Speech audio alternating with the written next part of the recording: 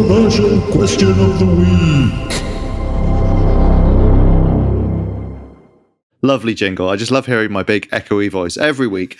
Anyway, yes, so this week for Controversial Question of the Week, we were inspired by the presence of lots of classic monsters in this episode. The Cybermen obviously were back, and the Daleks and the Weeping Angels.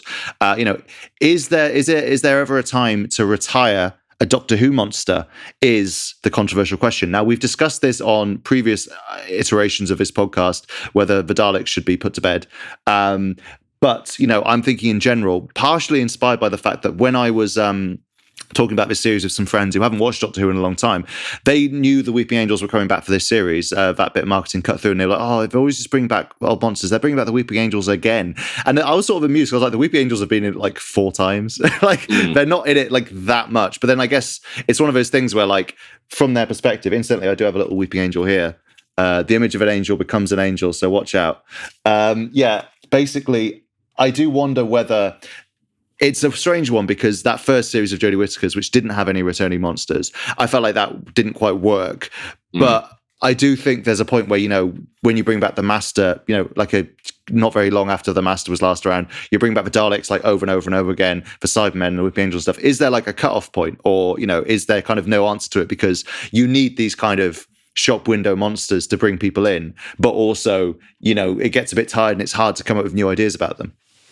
I mean, by shop window monsters, you don't just mean the Autons. It's just make that clear. Hey. I think it's interesting. The reason we decided to have this be our controversial question of the week this week, at least in part, was because of Bell going on a kind of tour of the Rogues Gallery of Doctor Who, right? And I actually think that's an interesting approach where I think it's again, not only because it creates a kind of sense of a cohesive Doctor Who universe, but also it's fun, right, to just throw the Daleks in there, throw the Cybermen in there. It's a nice little moment for fans. That said, it's difficult, I think, to come up with a really great Dalek story every single series. And if you bring back the Daleks every year, if you bring back the Cybermen every year, if you bring back the Master every year, it's tough. It can start to feel tired, and it starts to lose its novelty as well. As you say, it's less exciting if they're always around the corner. You kind of need to let them rest for a little bit. I don't think there's any Doctor Who monster you want to retire permanently, except maybe some of the naff ones that I won't name and shame. But the classics, you kind of don't. Why would you retire them permanently? It's more a question of how long do you rest them so that it's exciting enough when they return, or at least return in full force. Because I do like the idea of something like this, where you can have a Dalek or Daleks just sort of pop up briefly, and they're still out there, but this isn't a Dalek story. This isn't a Dalek story or a Cyberman story, or really a Weeping Angel story, but they're all in it. And I like that idea of kind of touching base with these monsters without necessarily making them the focus. I agree. I think they're best used sparingly sometimes. Yeah. I reminded me a bit of, I think, A Good Man Goes to War, when Rory kind of hangs out with all the Cybermen on their cyber ships. And they're not really in the episode, but it kind of, like you say, it makes the universe feel big and kind of lived in. And there's actually stuff going on beyond whatever the Doctor's up to. And I think that's really interesting. The Daleks being in this really surprised me in a fun way. We have heard rumors about the Daleks being back. Clearly, they were correct rumors, I liked them in kind of the background here, and the way the Cybermen was used as well. I like, it's the new design that we had in the last series, but them just being kind of the default Cybermen doing their Cyberman thing out in space. I enjoyed. I was sad not to see the Sontarans. They're name checked, but they're not physically in this episode. I guess maybe they thought it was a bit too much. And then, as you say, the Weeping Angels are a bit of a different kettle of fish, because we haven't actually had a story with them for a while. It feels like we've seen them more recently than we have. But in terms of a Doctor Who story where they're the main villains, the last one was in 2012, I think. Yeah. Whereas obviously they popped up briefly in Class, and they've had cameos, even last year in, this year, I suppose, in Revolution of the Daleks. There's one in that. And then you see a couple of them in some of Peter Capaldi's episodes sort of knocking about, but we haven't seen them properly. But then it's funny to me that the perception from people who don't watch the show much is oh God, here's another returning monster. Do you know what I mean? It's I don't know what you do there, really. The Weeping Angels are a monster that have been fairly lightly used, and also, are still one that people find quite scary, even if you're quite a sort of casual viewer. But even them, it's like people are a bit like, oh, can they not come up with something new? And it's like, well, no, they do come up with new stuff all the time. It's just you don't like it as much. Well, this is it as well. It's like, why do you bring back those monsters? Because people like them, right? So yeah, I think as well with the Weeping Angels, like it's because the Daleks have been around for almost as long as Doctor Who has been around. To take them as an example, it's hard to write an original Dalek story, to do something that's not been done with them before. Whereas the Weeping Angels are still, as you say, Doctor Who has used them relatively lightly. They're still a young monster in that sense. They haven't appeared in that many stories. And the thing that occurred to me watching Once Upon a Time actually was like, you don't really know a huge amount, right, about the Weeping Angels. And I'm not sort of counting here like stuff that may have been revealed in, I don't know, comic strips and novels and all kinds of, wiki pages. But like in terms of what you've seen on screen, you don't really know a huge amount about their origins. You don't really know a huge amount about like their capabilities and their powers. So like in this episode where a Weeping Angel can just appear in disrupted time and then kind of like hunt you through time, and then clearly can break into the TARDIS, and maybe there's something else at play here, but it's like the Weeping Angels actually like are more powerful than just an alien force that pops up on your street and then sends you back in time, which was very much the very simple, brilliant premise of Blink. That was kind of it. And then it evolved with, in series 5 with the whole, an image of an angel becomes an angel. And you can keep kind of adding to the mythology of the Weeping Angels because their mythology is not that dense at the moment. There's still a lot to discover, I feel like. I mean, the ones in Blink were definitely the B team, weren't they? I mean, they couldn't do anything. They weren't breaking into the TARDIS or, secretly moving when people weren't looking. They were just like, they got tricked into all looking at each other at the same time and say that. I mean, that's embarrassing. That's just like a low moment. You get them in a circle and it's it. Whereas this guy is like, I can break into the TARDIS. Like, it does feel a little bit like, despite that being like one of the all-time great Doctor Who stories, they were actually like slightly rubbish Weeping Angels. They weren't the top tier guys. They weren't like their number ones. There's a reason that they were stuck on Earth. You know what I mean?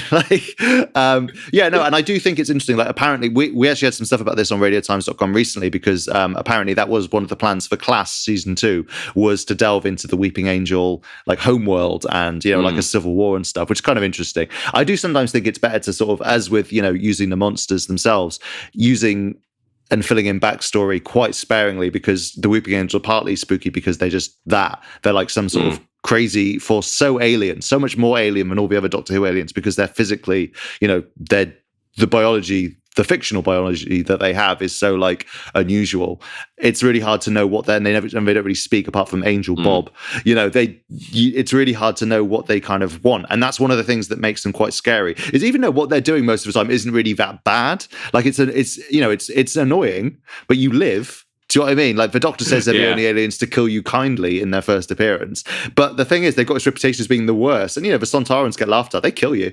Like the Weeping Angels zap you back to 1954, which isn't great. But they just look scarier, don't they? And they play into that kind of, that like inherent fear I think that we all have, that a statue will just come to life. That's why they're scary. But I think you're right in that the mystery is also part of why they're scary. And it's like that with everything. Like, I don't know, a random example, but the Halloween film franchise, where in the first movie, when Michael Myers is just this masked killer who's stalking you for reasons unknown and he just wants to kill you, it's terrifying. In the later sequels, when they try and explain his actions and it's all the result of some like mystical cult and stuff, it's like you over-explain motivation and it stops being scary. What's scary is not knowing why something is doing something, and that's what's brilliant about the Weeping Angels. So I think that's going back to what we were originally talking about. I think that's maybe an argument for why you rest the Weeping Angels or why you use them sparingly. Because if you use them too much and you explain too much, I mean, if we've learned anything from the thing, the Timeless Child reveals, it's that if you have too much mythology, to reestablish mystery, you have to kind of throw that mythology out the window, right? Which is probably not something you want to do a lot, because it becomes repetitive. Like, you kind of want to keep that aura of mystery around the Weeping Angels. I think Flux is actually a really good example of how you can kind of keep bringing back classic Who monsters, but keep it fresh in general, in that, like, you can have a Sontaran episode, but it doesn't have to be like the be all and end all. There's other stuff going on. You have the Weeping Angels. There's an Ood who we haven't seen yet, who's going to turn up at some point, Maybe he's that guy in the bar who warned Bell about the Flux, you never know. And, we've seen Cybermen and stuff. Like, it's all quite cool. Like, it means that they can release a shot in the trailer of Cybermen going, grr, but they don't actually have to, like, have a whole Cyberman episode. And I think it works well. But then also, alongside them, you can introduce, villains like Swarm and Azure. And I actually think they're really good villains. Like, we've said this before with, the current era of Doctor Who, but I do actually feel like they're a really nice addition to kind of the pantheon. And I feel like they probably will kind of end with this story, but I wouldn't be sorry to see more of them. So I think maybe the answer to the controversial question is like sort of a hodgepodge in the middle of like keep using them but only a bit, except when you use them a lot, and then maybe try and introduce some new ones but not too much. Really sort of solid messaging. No, but that's why it's a tricky balance. You're exactly right. It's like if you bring back classic monsters too much, you get criticised. If you don't use them enough, people say, "Why haven't we seen those monsters? We love those monsters." So it is. I think like it is all about kind of like balance and compromise, and like a little sprinkling of them here and there, and then occasionally you kind of throw focus to them. And it is all about that balance. But I don't think you should ever retire any classic Doctor Who monster completely. Like Doctor Who without the Daleks or the Cybermen is kind of unthinkable. Why would you do it? Madness. Bring back Vazabi, essentially, is the eventual conclusion of Return to the Web Planet. I want to. Yes. That sounds good. That's who's actually pulling the strings and create the Flux. It's the Zarbi. You heard it here first. Yeah, putting that out there. And last. That's a fan theory you cannot read on RadioTimes.com. And will not until next week when we get really desperate. Anyway, listen, we have definitely reached the end of our time. It was a bit of a longer episode, but I hope you enjoyed it. We'll be back next week to review Village of the Angels, Doctor Who Flux episode / chapter 4, which I'm very excited about. We will also have more Who news and another controversial question of the week and all the usual goodies. But until then, I've been Huw.